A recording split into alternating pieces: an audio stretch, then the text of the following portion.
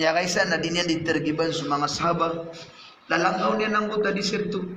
Tigyan mga sahabat ko. So at tigyan sudia ka likap mamanguda na ya galubag ka nakapamagunong sa kambing. Ira tigyan na pilalakaw ako sangkan na nadisirto. Napagkagdamakan so kaya awang ka na nadisirto na taro sa pangaluludas wayak nakaplalakaw ako na din na bakot sinilas. Lah. Di so kaya sa nabi mga bayi ko naman. Inaw miya kay sa kunay. Nasom yung Suabi Lahab kubapaw Nabi sallallahu alaihi wasallam aginto sa amaw Ali. Di ako masiran tira na pagariami tiruang ka kung pagiwataan nami pagiwataan ka. Asara yaman aniyan na ibinagyan ng gagalupugyan na dawat. Na tiruang ka na suntamong samak ka ng bugiin na susabog yung narkiyan. Paganda yun to ay pirmiuron. Asara ibinagyan sugalupug ka dawat. Naswatigyan so yaman aniyan na kada to samak ka. Nasulangon udah tu naskanya ni datu iran. Ikatlo na asaray ganagyan sugad bugyan na dawat. Napakapayimiliin sa 10 abubay ang mga tutiida kaya niyan sang kaya ingad na pagipangarumon.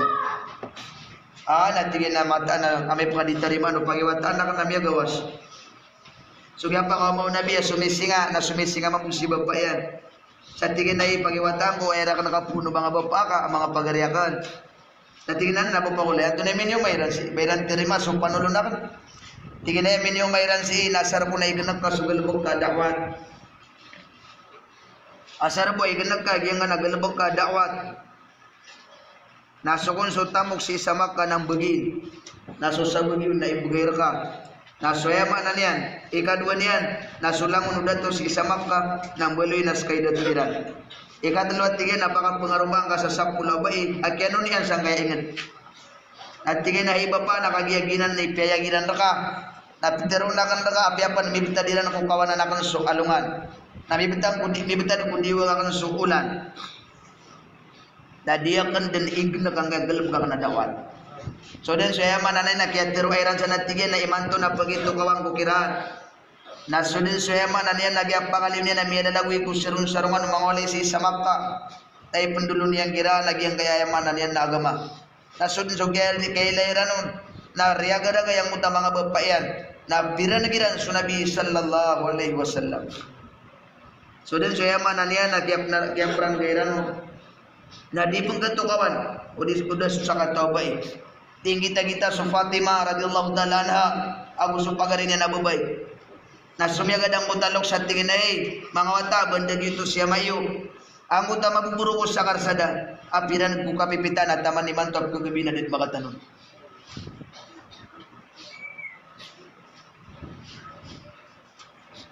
so din suya man niyan nagyap to kayo no Fatima namin ni sumpi tamya lalagoy nalalanggaw nila ng kaya mama makakalit sa giyang kaya man niyan na lupa namya kilala ko Fatima agito suamayan Tadi ni dia palalaguin, tadi ni dia pangarkan.